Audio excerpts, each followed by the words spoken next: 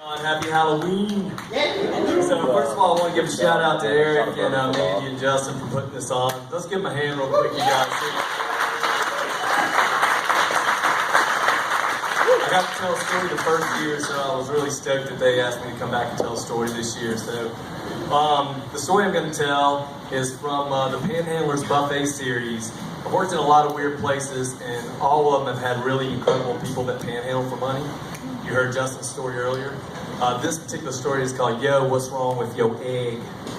So I used to work at Green Shields. That's how I got to Raleigh. And hold on, I'm going to sit this down. Let's go.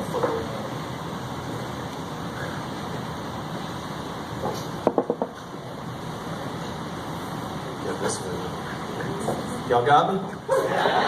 So I was one of the managers at Green Shields before I left there and went to school in California in the brewing business. But when I was a manager there, I had never really experienced hardcore homeless people, drug addicts, and stuff like that. Oh, thank you.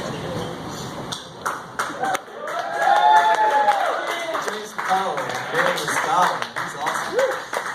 It's a smaller one to hold. I like it. So my first experience, and as Justin said, so back then, this is 1994, and Green Shields was the only thing downtown, good, bad, or ugly, and there was a lot of homeless people in Raleigh. There still are, and they were really concentrated in that area. And you know, your heart goes out to them, and at the same time, you got to watch your P's and Q's around them. You really do. And so back then, you know, when I would shut down Green Shields 4 nights a week, sometimes 5 nights a week, you know, we had a security guard that would walk us. The people who closed would walk us to our car. It was a pretty dangerous place. Green Shields really carried, you know, the badge for all of the places that eventually happened downtown Raleigh. I feel like they did. They were an amazing place. But the patio of Green Shields was really long. It ran down the side of the street where the cobblestones are, kind of across the street from the old Benelux, for you guys that don't know where Green Shields was.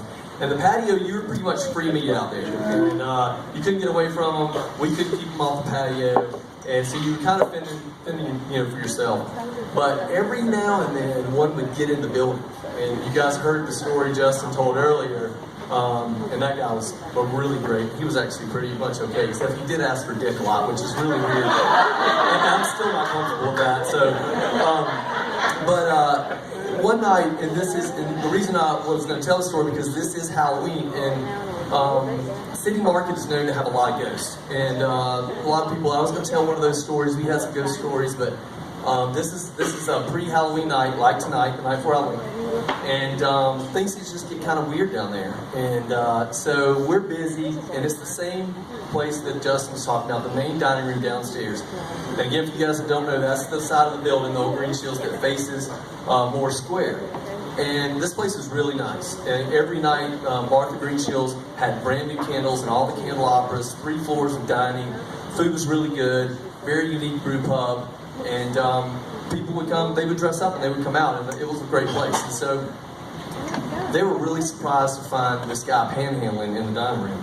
So I was the manager on duty, right? I'm flying around, I'm in the kitchen, I'm out on the patio, I'm coming around, and I don't know what happened because we had told the hostesses, you know, don't let these guys in, come find a manager if you have a problem, you know, but he had gotten past them and gotten into the dining room.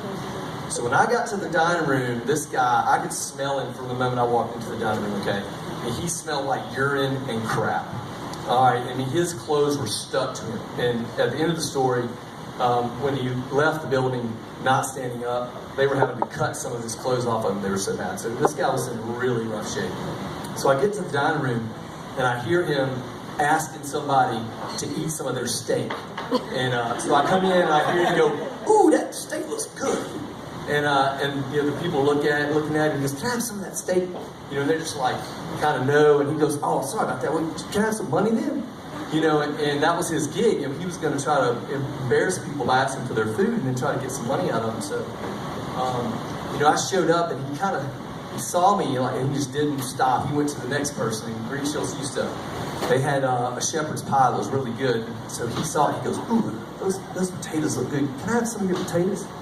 And this woman's like, "You know, I'm sorry, no." She's looking at me, and he's like, he looks at me, and you know, I'm like, "Hey, man," I finally get his attention, and I said, you know, the goal was to get him out of the building. You know, if you can get him, come talk to me, man. Let's go talk about it outside. Just get him out of the building. That was all we were trying to do. You know, I tried that, and he just kind of looked at me. He's like, you know, no, he wasn't having any of it. He went to the next person, and he was talking to them about what was on their plates and everything.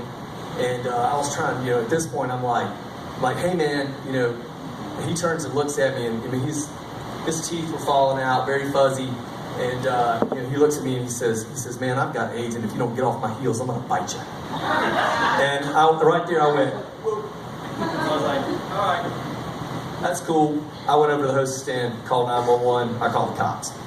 So I go back into the dining room, you know, just to try to kind of keep the peace in there until the cops get there to remove this guy from Green Shields. And so I walk in, and he's already gone to another table, and he rolls up to this table. And Green Shields used to do a Scotch egg.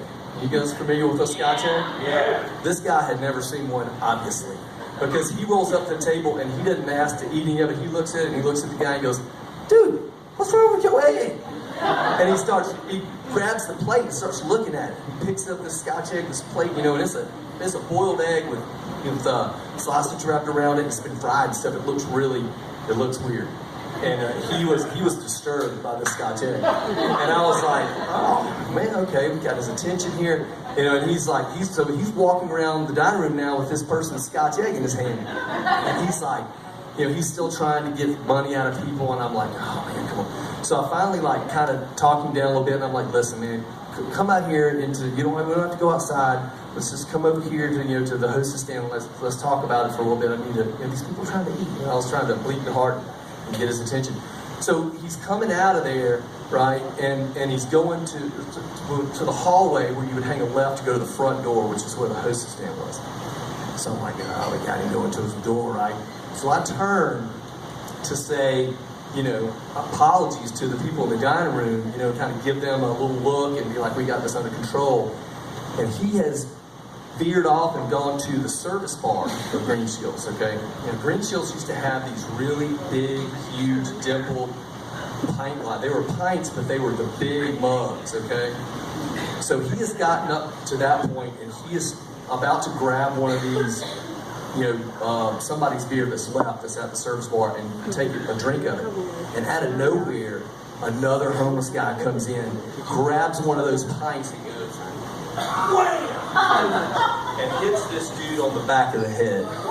Okay, now these mugs that I'm telling you about are this thick in glass. Right? So it hits this dude's head, and it cuts him through his skull and into his brain.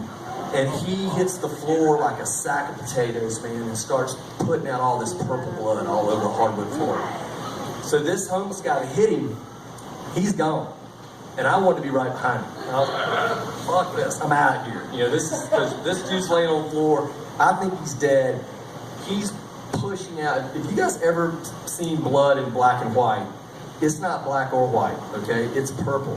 And the blood that comes out of like your organs and your brain and stuff, it's not red, it's really rich in oxygen, it's purple, okay? So it's purple blood's going into the men's bathroom, you know, on the floor, right? And I'm like, oh, you know, shit, this is really bad.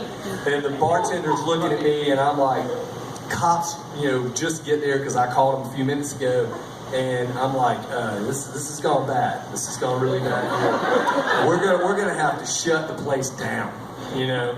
And we did. We had to shut. But that was near the end of the night. It was probably around 9 o'clock. You know, would have gone on longer, certainly. But I was like, I'm not mopping that up, and I'm not dealing with that guy. And I'm certainly not gonna want to touch him. And I'm not giving him mouth to mouth. Well, that's going on, bro. You're gonna die. You know, and so the cops get there, and the ambulance gets there, and luckily the dude did not die. I thought we found out the next day that, you know, he was in the hospital with a massive, you know, brain injury. Of course, you know, the cops were asking me, who's the guy that hit him? And I'm like, I don't know. It probably was somebody from the dining room because they all want to kill him anyway. You know, but couldn't really put a finger on what homeless guy hit him, and you know, and that was by far one of the craziest things that ever happened to me in the restaurant industry and the brewery industry. And it was on the night before Halloween. So when you go out tonight, be nice to your bartenders. Thank you guys.